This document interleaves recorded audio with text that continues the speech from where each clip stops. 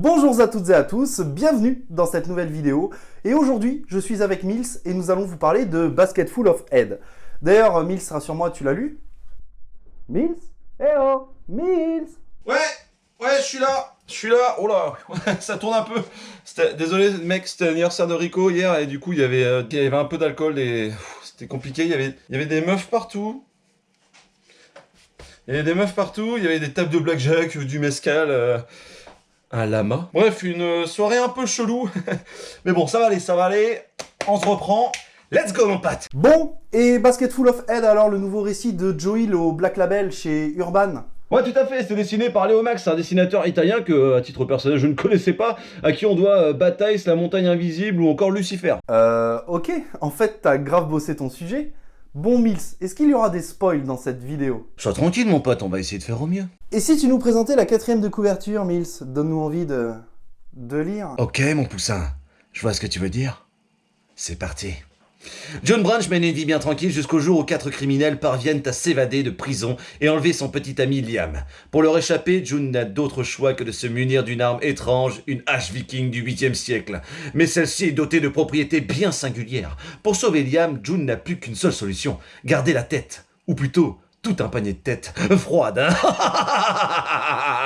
Oh putain, mon pote, c'est trop bon ça. La couverture en hommage à Georgie dans Hit, la jeune blondinette étudiante en psychologie, les criminels, la tempête ou même la hache magique sont des références aux vieux films des années 80. Et on pourrait se poser la question de savoir si le scénario est tout aussi kitsch que ces vieux films. J'adore la mécanique, mon pote. Eh bien non, Joe Hill prend le temps de faire monter la pression au travers d'une tension presque palpable, digne de véritables montagnes russes. Bien sûr, il s'est servi de ce qui existait déjà dans la culture horrifique sans jamais le copier trait pour trait, et c'est tout à son honneur, mon pote. Effectivement, le scénario est un parfait équilibre entre ambiance horrifique, surnaturelle et second degré, parce que, disons-le clairement, des têtes qui se détachent et qui continuent de parler, c'est assez drôle. Enfin, je crois. Mais oui, mon pote, évidemment que c'est drôle. Et justement, il nous prouve qu'avec un scénario what the fuck, la crédibilité de son histoire reste intacte. Putain, mais je commence à parler comme toi, mon pote. Ouais. Chaque page du scénario transpire la peur et renforce la tension sur le lecteur. Joe Hill nous révèle lentement et méthodiquement la vérité sur chaque situation, menant à des révélations surprenantes, parfois choquantes, presque comme l'humour de Mills. Attends, j'en ai une. C'est l'histoire d'un Belge, d'un Français, d'un Chinois qui... Bah Mills, calme-toi quand même, tu vas niquer l'algorithme YouTube. Bon, en tout cas, une contradiction que je trouve très subtile, c'est le détachement des têtes et l'attachement que le lecteur peut ressentir pour June tout au long de l'histoire. Est-ce que tu crois que c'est voulu, Mills? Ah, c'est à moi que tu poses la question? Ouais, peut-être, mais j'ai pas fait l'ENA non plus, quoi, donc oui, t'as certainement raison, peut-être que le fait que ça se détache, et qu'à côté de ça, il y a un...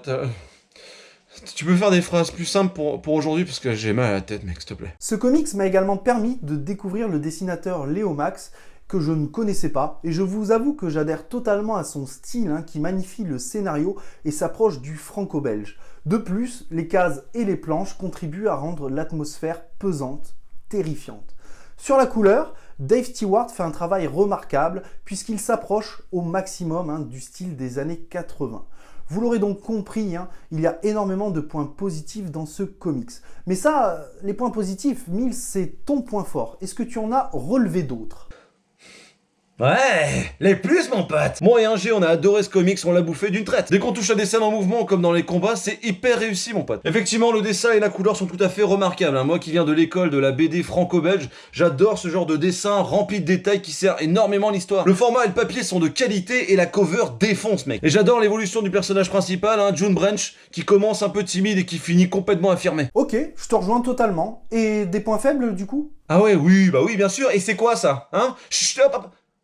Les moins. Bon, déjà, je trouve qu'il y en a pas des masses, Faut être un tantinet exigeant pour en trouver. On a parfois l'impression que toutes les cases ne se valent pas en termes de détails, Et puis la hache viking est sous-exploitée, moi j'aurais voulu que ce soit pratiquement un personnage à part entière. Là, à part le fait qu'elle coupe bien, qu'elle fait de la lumière... Ce qui peut être très utile quand tu reviens chargé comme une barrique et qu'il fait nuit, et que t'essaies de mettre ta clé dans la serrure, mon pote. En fait, la hache n'a que très peu d'intérêt en vérité. Ouais, je suis totalement d'accord. Et il y a un autre point que j'ajouterai si tu me le permets. Mais évidemment que je te le permets, ma petite perruche. On est à la frontière entre le film et la série kitsch des années 80, un scénario presque téléphoné, parfois trop prévisible. Mais du coup, Mills, on le recommande ou pas ce comics? 192 pages de bonheur pour 18 balles. Mais évidemment qu'on le recommande, ça part directement dans la bibliothèque royale du Mills, mon pote. En même temps, c'est un peu normal, parce que c'est le fils de Stephen King, du coup... Ouais, justement, hein, ce n'est pas que le fils d'eux, c'est aussi un auteur à part entière qui a largement fait ses preuves, notamment avec Lock and Key. Ouais, c'est pas faux. C'est quoi que t'as pas compris dans ma phrase, Mills? Qu'est-ce que j'ai pas compris de quoi, hein? Oh là, je comprends plus rien, moi. Il est temps que j'aille me coucher, parce que là, avec la nuit que j'ai passée, je suis complètement à l'ouest. Allez, salut!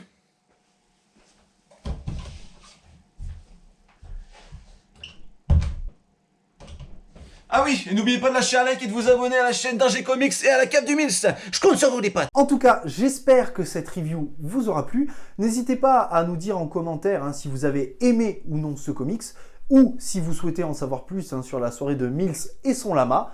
Prenez soin de vous, et n'oubliez pas, de grands comics impliquent de grandes lectures. Ouais, c'est ça, à très bientôt, mon pote.